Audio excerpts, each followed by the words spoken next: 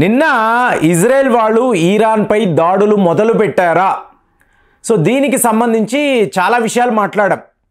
మరి ఇప్పుడు ఆధారాలు కావాలి కదా. మరి వీళ్ళు దాడులు చేశారా అంటే ఇరాన్ వాళ్ళు ఒక్క మాట మాట్లాడడం లేదు. ఇజ్రాయెల్ వాళ్ళు కూడా ఎక్కడ కన్ఫర్మ్ చేయడం లేదు.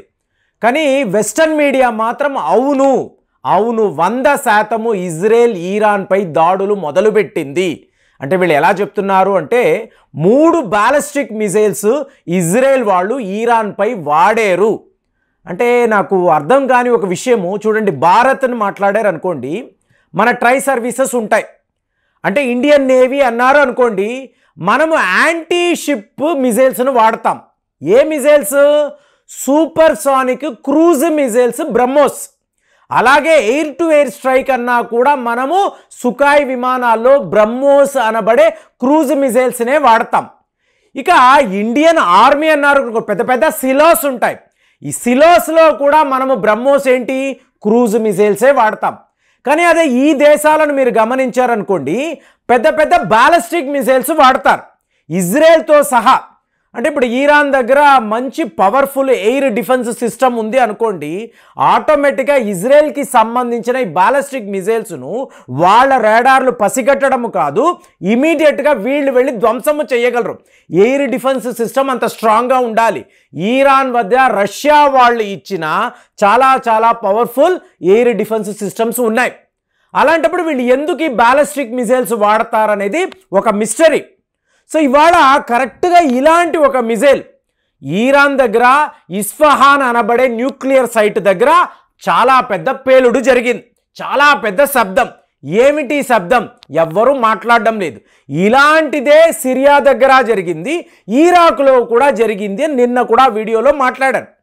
సో ఇవాళ వీళ్ళు ఏం మాట్లాడుతున్నారంటే, ఇరాక్ దగ్గర బాగ్దాద్ అంటే ఇరాక్ యొక్క రాజధాని బాగ్దాద్కి 50 నుంచి 60 కిలోమీటర్ల దూరంలో, అంటే ఆల్మోస్ట్ ఒక సరిహద్దు అనుకోండి, ఇక్కడ ఒక చాలా పెద్ద మిసైల్ పడి ఉంది. ఇప్పుడు మీరు చూసారనుకోండి, వెస్టర్న్ మీడియా అలాగే మీకు వెస్ట్ ఏషియా మీడియా ఇరాన్కి సంబంధించిన వాళ్ళు కూడా ఈ ఫోటోని వైరల్గా సర్క్యులేట్ చేస్తున్నారు. ఇది ఒక బ్లూ స్పారో మిసైల్, ఇజ్రాయెల్లో తయారైన మిసైల్ ఇవాళ ఇరాక్లో వచ్చి పడింది. అంటే అర్థం ఏంటి?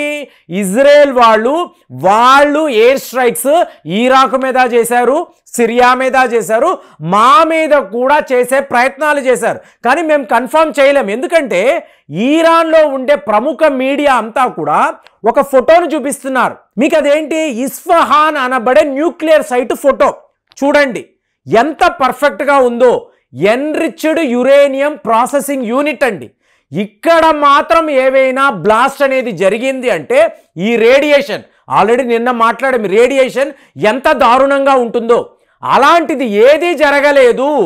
మా అణుశక్తి కేంద్రాలంతా చాలా సేఫ్గా ఉన్నాయి, ఈ ఫోటోని చూడండి అని చెప్పి ఇరాన్కి సంబంధించిన మీడియా వాళ్ళు, న్యూస్ ఏజెన్సీ వాళ్ళు ఒక ఫోటోని విడుదల చేశారు. కానీ ఇక్కడ ఏం జరిగింది? అమెరికాకు సంబంధించిన వెస్టర్న్ మీడియా వాళ్ళు ఒక శాటిలైట్ ఇమేజ్ని విడుదల చేశారు. చూడండి, ఇది ఇరాన్కి సంబంధించిన అణుశక్తి కేంద్రం.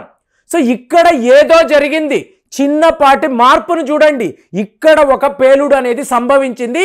ఈ పేలుడికి కారణము ఇజ్రాయెలే. అంటే ఇజ్రాయెల్ వాళ్ళు 3 బాలిస్టిక్ మిసైల్స్ వాడారు అన్నప్పుడు ఎయిర్ స్ట్రైక్స్ చేశారు. ఒక ఎయిర్ స్ట్రైక్ ఏమో ఇరాన్ పైన, ఇంకొకటేమో సిరియా పైన, ఇంకొకటి ఇరాక్ పైన. కరెక్ట్గా 3 బ్లాస్ట్లు, 3 శబ్దాలు ఇజ్రాయెల్ వాళ్ళు చేసిన ఎయిర్ స్ట్రైక్స్ అని చెప్పి వెస్టర్న్ మీడియా కథనాలు రాస్తున్నారు. అంటే మీకు ఎలాంటి ఒక ఊహాగానాలు, ఎలాంటి ఒక స్టోరీ అంటే ఇవాళ వరకు ఇజ్రాయెల్ వాళ్ళు ఇది మాట్లాడడం లేదు, ఇరాన్ వాళ్ళు కూడా మాట్లాడడం లేదు. ఇంకా చెప్పాలంటే ఇరాన్ యొక్క ఫారిన్ మినిస్టర్ అమీర్ అబతోల్యాహియాన్ అంటారు.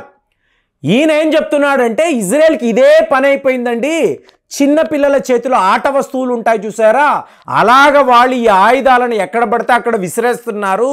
నిజంగా ఇవి ఏవి కూడా ఇరాన్ మీద వచ్చి పడలేదు.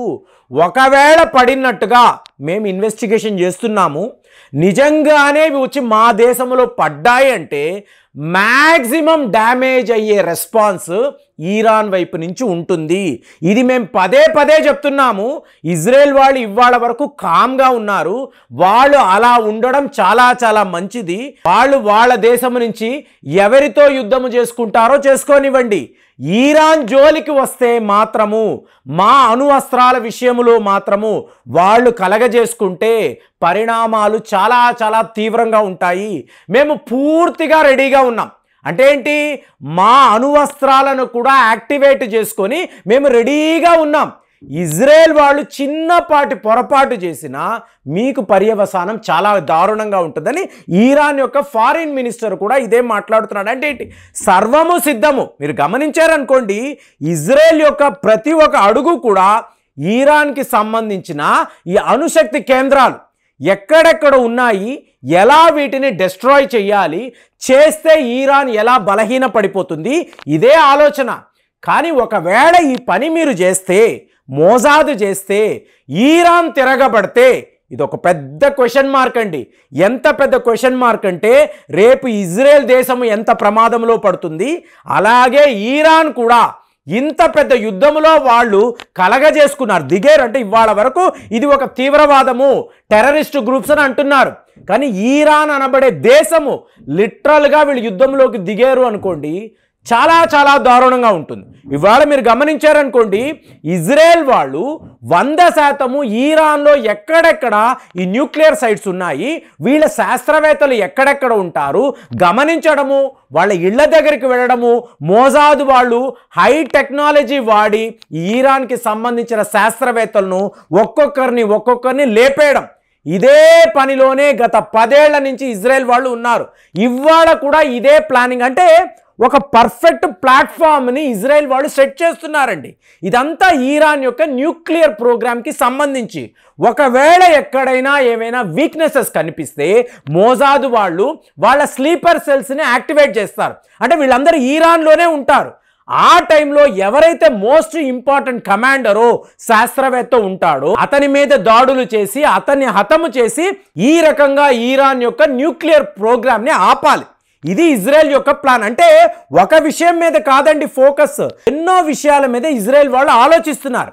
ఈ పరిస్థితిలో అమెరికా వాడు కొద్దిగా ఇజ్రాయెల్కి సపోర్ట్ ఇచ్చాడు అనుకోండి, ఇదే జరుగుతుంది.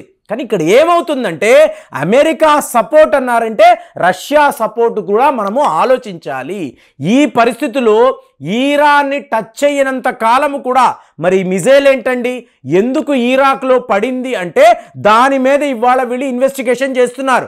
ఒక విమానము ద్వారానే ఇజ్రాయెల్ వాళ్ళు ఈ మిజైల్ని వాడారు, ఇది వచ్చి ఇరాక్లో పడింది, ఇలాగే సిరియాలో కూడా పడుండొచ్చు, ఈరాన్లో జరుగుతున్న శబ్దం, ఈ బ్లాస్ట్, ఇది కూడా ఈ మిజైల్ వల్లే అంటున్నారు. మరి అలాంటప్పుడు ఈరాన్ వాళ్ళు రియాక్ట్ అవుతారు కదా, అలాంటిది ఏమీ జరగలేదు అని చెప్పి ఈరాన్ వాళ్ళు కూడా చెప్తున్నారంటే ఈ మిజైల్ అనేది ఇవాళ ఒక పెద్ద మిస్టరీగా మారిపోయింది. అలాంటిది నిజంగానే ఇజ్రాయెల్ వాళ్ళు ఈ మిజైల్స్ను ఈరాన్ పైన, సిరియా పైన, ఇరాక్ పైన వాడితే ఖచ్చితంగా ఈరాన్ వాళ్ళు కూడా రెస్పాండ్ అవుతారు.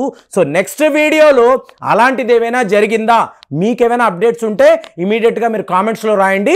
నేను కూడా ఆ పనిలోనే ఉన్నాను. ఎందుకంటే ఈ యుద్ధం యొక్క డ్యామేజ్ అనేది గ్లోబల్ ట్రేడ్లో చాలా చాలా సివియర్గా ఉంటుందండి. ఇది మిమ్మల్ని నన్ను కూడా చాలా పెద్ద లెవెల్లో ఎఫెక్ట్ చేస్తుంది. ఇదైతే మనం గమనించాలి. కాబట్టి ఇజ్రాయెల్ ఈరాన్ యుద్ధము ఎందుకు ఇలా వెళుతుంది ఆలోచించి కామెంట్స్లో రాయండి. మళ్ళీ వచ్చే వీడియోలో కలుద్దాం. జై హింద్.